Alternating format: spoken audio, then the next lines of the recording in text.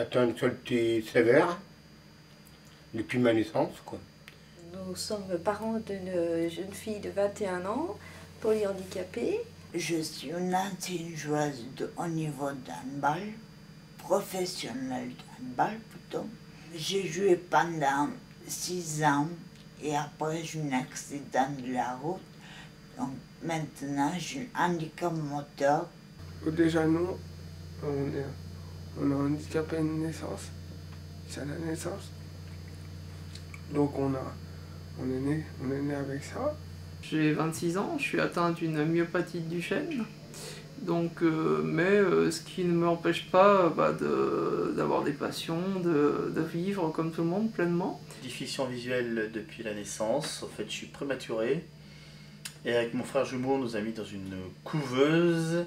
Et malheureusement, il y a eu un problème de dosage d'oxygène, ce qui a atrophié le nerf optique. Voilà. Mes parents sont entendants. J'ai un frère entendant. Et ils connaissaient la langue des signes. Mais parfois, voilà, ils utilisent le langage labial et le mime. C'est un enfant donc, qui est né déficient mental, avec d'autres problèmes cardiaques. Ça m'est tombé comme ça dessus, le jour au lendemain. Et puis, c'est difficile de se remettre en route. Il a fallu que je comprenne mon handicap, que je me considère comme une personne sourde, pour pouvoir ensuite mieux m'intégrer avec les personnes entendantes, que ce soit dans ma vie professionnelle et dans ma vie affective aussi avec mes amis, quoi. On est assez partisans du fait que nos enfants ont droit à la scolarisation. Les psychologues nous ont carrément, personnellement dit, un jour, ne vous attendez pas, elle ne parlera jamais, elle ne marchera jamais, elle ne saura jamais lire. Enfin bon, ça a été clair, très très clair. Et mes parents se sont battus pour l'intégration scolaire. Ça a été un long combat, un très long combat. Moi j'ai été dans un milieu spécialisé. J'ai pu apprendre le braille tout petit. Et ça c'était un atout. J'ai eu un cursus scolaire à la fois chez les enfants sourds et puis également en intégration avec les enfants entendants. L'école de mon quartier m'a refusé, parce que j'ai peur de traumatiser entre guillemets les enfants. La scolarisation, pour la majorité, elle se limite à l'école maternelle. Malheureusement, je dirais que quelquefois, des parents insistent, souhaitent que leur enfant refasse une année de maternelle, mais bien souvent c'est pour retarder l'acceptation d'entrer dans un établissement spécialisé.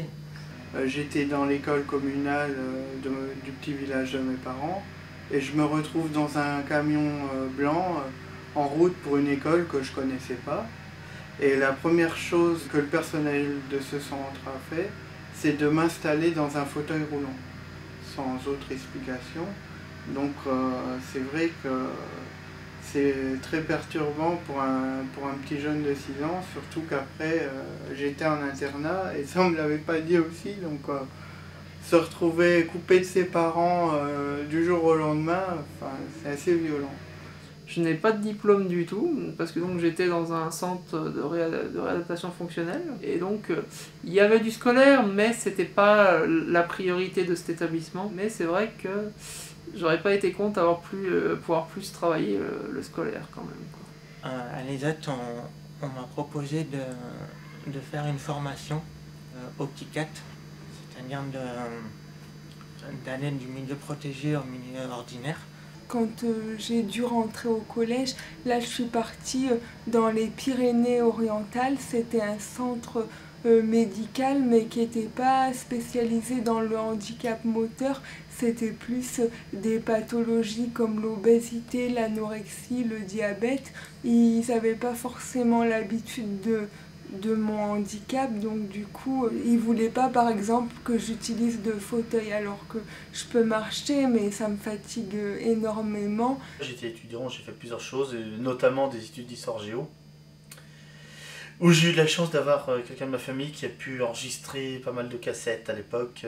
C'était un travail de titan parce que c'était presque jour et nuit, semaine, week-end, vacances.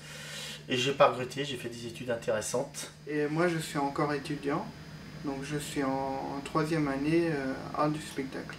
En 2003, j'ai fait des études de secrétariat au lycée professionnel au Chevalon de Vorep.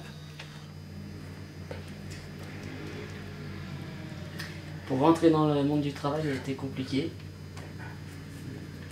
Parce que il est sourd, donc c'était compliqué.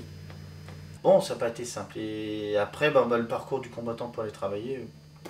Comme les gens ne connaissaient pas mon handicap, ils me reprochaient souvent d'être trop lente.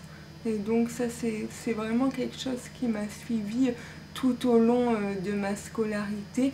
Je travaille à l'ESAT depuis 1993, donc ça fait un petit moment. Ça m'a intéressé parce qu'il y avait beaucoup de possibilités pour évoluer au point de vue professionnel.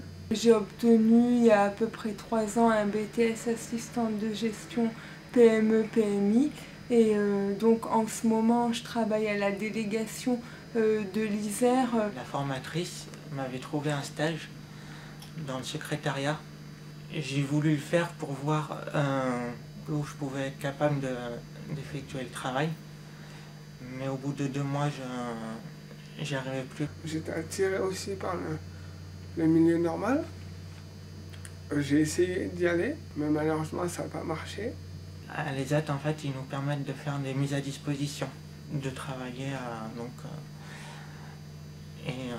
ça se passe très bien et donc ils souhaitent m'embaucher. Quelque chose qui m'a intéressé, je sais pas, par exemple, c'est travailler à l'accueil à la SNCF, des choses comme ça, orienter les gens sur telle chose. Et puis on m'a dit, mais non, vous vous rendez pas compte, avec l'agressivité des gens, vous pourriez pas tenir le coup, tout ça. Je suis actuellement comptable à la CPM de la Savoie, donc j'ai toujours suivi une scolarité normale, avec le bac plus BTS compta. Et voilà, et actuellement je bosse depuis 2004. C'est mon but de travailler dans la culture. Et si je peux être comédien, c'est le bonus, quoi.